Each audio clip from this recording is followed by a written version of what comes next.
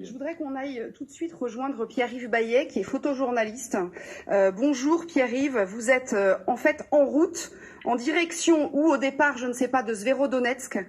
Vous allez chercher des réfugiés. Racontez-nous ce que vous faites. Oui, tout à fait. Là, je suis actuellement avec une équipe de volontaires. Alors, désolé, je ne sais pas si vous voyez très bien. Ils sont en train de charger des personnes âgées malades dans le bus. Nous sommes donc, comme je l'ai dit, à Zverodonetsk. Donc, ces volontaires évacuent les civils, donc les personnes les plus démunies, les plus fragiles, donc notamment les personnes âgées et les enfants. Donc, nous savons que les Russes sont en train de se rapprocher. Les bombardements sont assez intenses depuis ce matin. Donc, artillerie et roquettes Grad. Ils approchent par l'est et à la fois par la ville de Boujny à l'ouest. Et donc là, nous attendons donc de finir d'évacuer ces personnes-là avant de pouvoir partir et quitter la ville ce soir. Et vous allez vers où ensuite, Pierre-Yves? Alors nous retournons à Sloviansk, c'est là où nous sommes basés, mais les personnes seront évacuées directement à la ville vers Dnipro, donc plus à l'ouest, sur le Dniepr.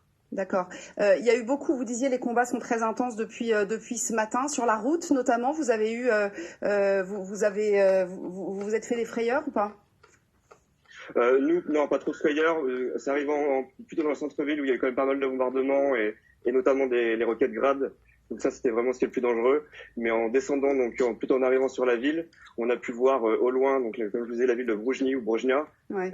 En feu, beaucoup de fumée, beaucoup de bombardements. Et selon les militaires, c'est vraiment en ce moment, c'est dans cette ville-là, dans cette localité-là, qu'il y a énormément de combats. Combien de personnes vous évacuez là, Pierre-Yves? Alors dans le bus, il y a la place pour 6 ou 7 personnes, ouais. Mais ils ont déjà évacué encore une dizaine de personnes tout à l'heure. Ils les font venir dans un plus gros bus. Donc eux, ils ont une liste d'adresses et ils vont de porte en porte. Donc ils évacuent les personnes comme ils peuvent. Là, comme vous pouvez le voir, ils essayent de les installer comme ils peuvent. C'est hyper compliqué parce que les personnes sont malades et comment dire. Ce sont, dernière question, parce que je crois que je vais vous laisser après, mais ce sont des volontaires en fait qui sont avec vous là, des Ukrainiens volontaires. C'est ça. Alors le conducteur est un Ukrainien, est un Allemand, un volontaire allemand, accompagné d'un Ukrainien qui lui est coordinateur logistique et qui a les adresses et les gens à évacuer. Mais bon, pour l'instant, c'est assez compliqué parce que toutes les personnes ne souhaitent pas partir. Tout à l'heure, nous avons essayé d'évacuer une vieille dame qui s'est évanouie au moment de partir. Ouais. Donc sa fille et son beau-fils sont restés avec elle.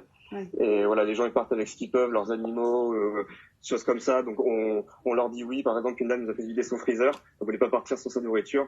Donc on a pris la nourriture, mais on l'a redistribuée après à des personnes qui restaient. Ouais, c'est ça. Et vous avez pu distribuer aussi, oui, c'est la question que j'allais vous poser, des vivres, des couvertures, peut-être des médicaments en arrivant?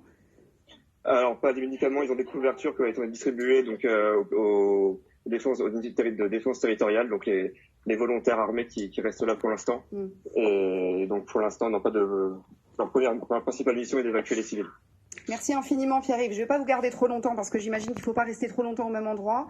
Et je vois que le convoi est pas loin de partir. Merci infiniment en tout cas d'avoir été avec nous.